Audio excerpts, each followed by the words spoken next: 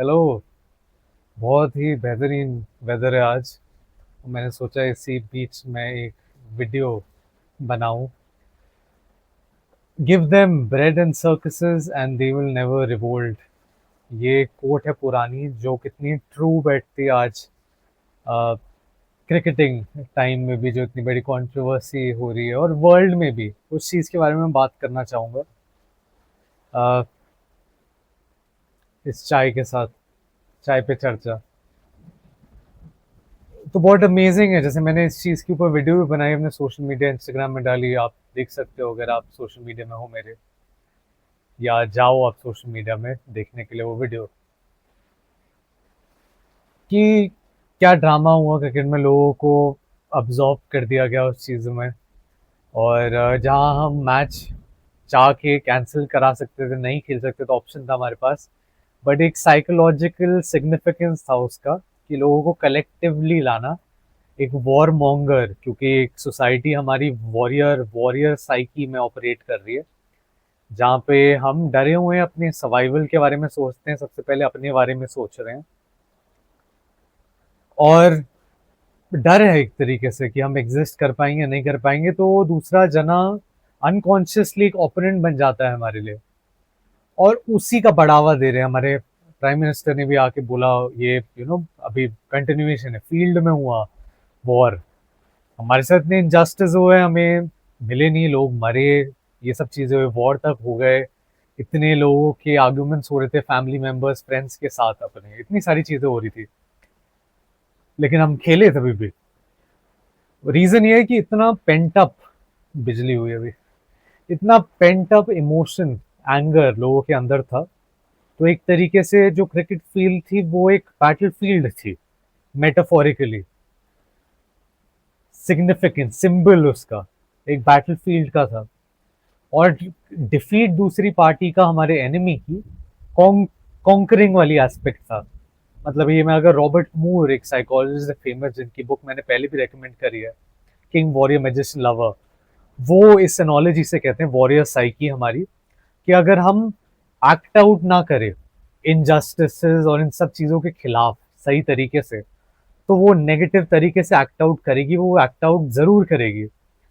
तो यही था, हम एक मॉरल विक्ट्री हमारे लिए एक कलेक्टिव तरीके से निकल पाई, जो एनर्जी, सप्रेस्ड एंगर, इमोशन था, कि जीत गए, हम खत्म कर दिया, यू नो। और जो वीडियो रील्स, एग्रेसिवनेस, ये सारी चीजें हम देख रहे हैं, काफी आयरॉनिक है। किस चीज का जस्टिस है, अगर लोग समझते हैं एक सिंबॉलिक जस्टिस मिला है उनको डिफीट करके गेम में, एंड हमारे नेता ये सारी चीज़ इतनी बढ़ा चढ़ा के विक्ट्री दिखा रहे हैं, तो आप समझ सकते हो कि किस तरीके से हेट प्रोपोगेट करी जा रही है, स्पोर्ट के थ्रू भी, जेंटलमैन स्पोर्ट के थ्रू भी। That is sad, right.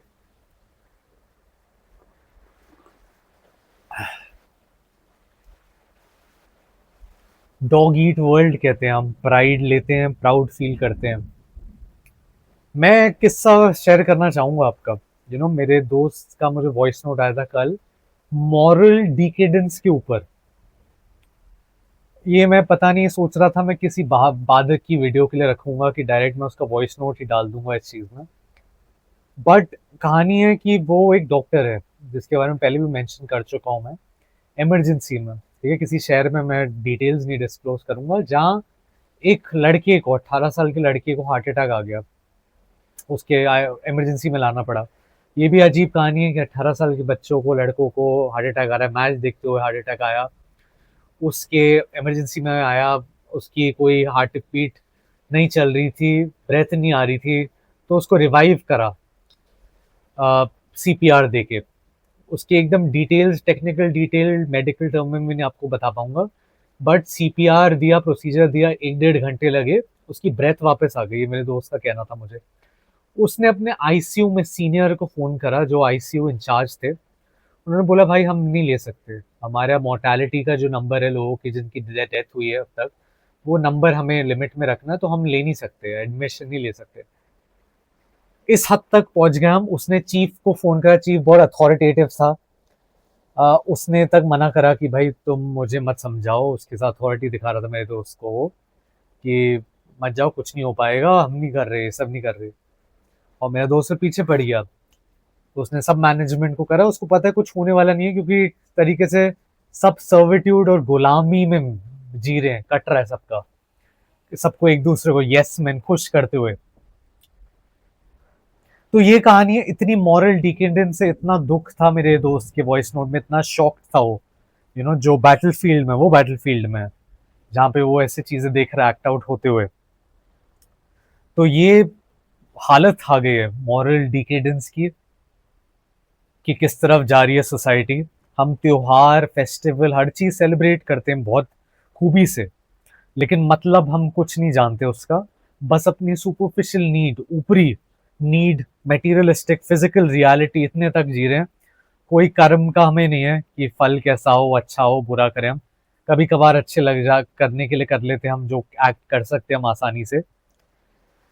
But यही मेरा मैसेज है वीडियो के लिए। आउटपुट क्या है ये रैंट और ये स्टोरी बताने का, कि रादर देन एक्सपेक्ट करें हम कि वर्ल्ड चेंज हो और कोई बड़े चीज़ों के खिलाफ हम खड़े हों, शुरू होता है अपने आप से, कि हम जो छोटी छोटी गलत हो रही है हमारे आसपास, उसके अगेंस्ट खड़े हों हम, वॉइस आउट करें, ना कि स्टोर करें अपने अंदर और बोले वो नहीं, वो बड़ी चीज़ें रोकनी चाहिए हमें।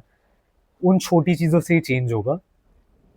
एंड हमें अपनी रिस्पॉन्सिबिलिटी लेनी पड़ेगी स्टैंड अप करने के लिए।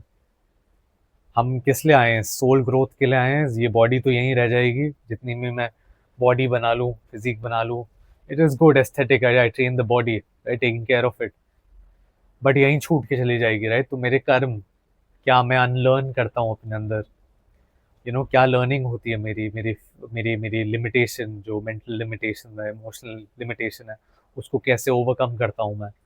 यही जर्नी है, इस एग्जिस्टेंस का यही लर्निंग है। और इसी में मैं वीडियो एंड करूँगा। अच्छी वीडियो आज, कैमरे के सामने मैं बात कर रहा हूँ, स्क्रीन के सामने तो अच्छा लग रहा है। Thank you for watching this video and do share your thoughts here. Do follow me on my social media. Thank you.